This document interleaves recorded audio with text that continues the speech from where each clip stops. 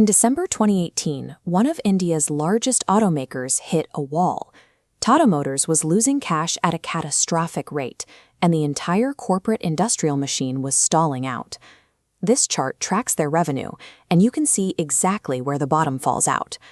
Driven by cash-burning global assets and a breakdown in consumer trust, the company posted a 27,000 crore rupee loss. By 2024, the situation had reversed.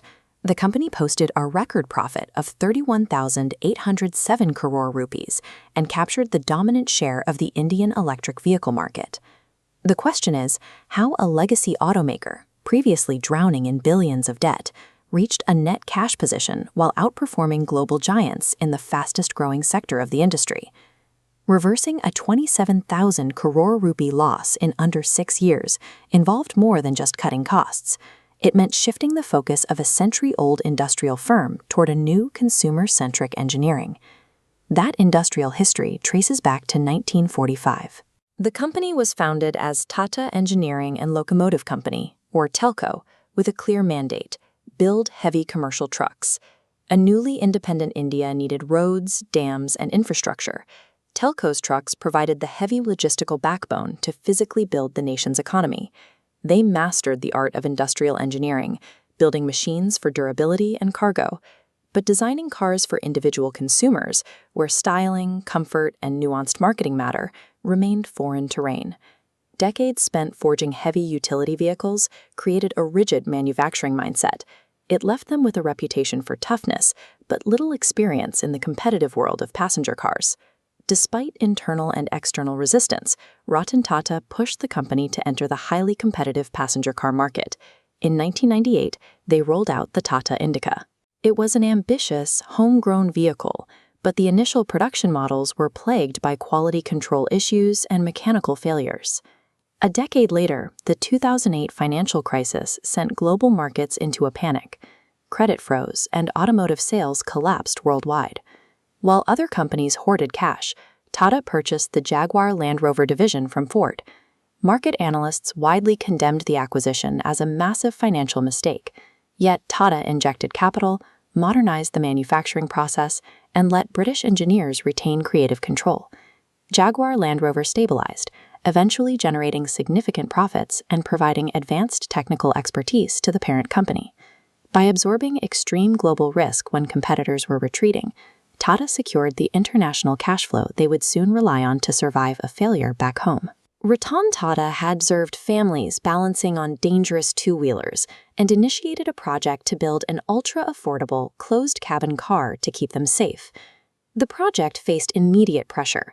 Political protests over land acquisition in Singapore forced Tata to uproot the manufacturing plant and move production across the country, delaying the launch. But the true damage came from a miscalculation in their marketing. They leaned heavily into the low price point, actively branding it as the world's cheapest car. Buying a car in India is a major aspirational milestone. By anchoring the vehicle to cost-cutting, the brand deteriorated into a stigma. Middle-class buyers avoided it to prevent being associated with a low-cost image. The Nano failure showed that absolute lowest pricing cannot override the human desire for social status. Consumers wanted value and prestige, not a rolling indicator of a limited budget. Following the Nano's collapse and the 27,000 crore loss, Tata Motors executed a pivot. They abandoned the race for the cheapest car and targeted a neglected metric in the Indian market: safety. They reinforced their chassis designs and integrated advanced impact absorption. The result was the Tata Nexon achieving India's first 5-star global NCAP safety rating. Proving their cars could protect families restored domestic trust. They leveraged this credibility to integrate electric drivetrains into those same highly rated vehicle frames. While competitors waited for government-led charging networks, Tata partnered with its sister companies to deploy physical charging stations and manufacture batteries, building an ecosystem despite global semiconductor shortages. By capturing the EV market early, Tata Motors constructed a technological and infrastructural moat that former market leaders are still attempting to bridge. Now operating from a position of profit, the company is executing its next move. Tata is splitting its commercial truck division away from its passenger and EV businesses. By keeping all divisions locked in a single corporate structure, a downturn in the heavy commercial sector could drag down the valuation of the fast-growing EV business.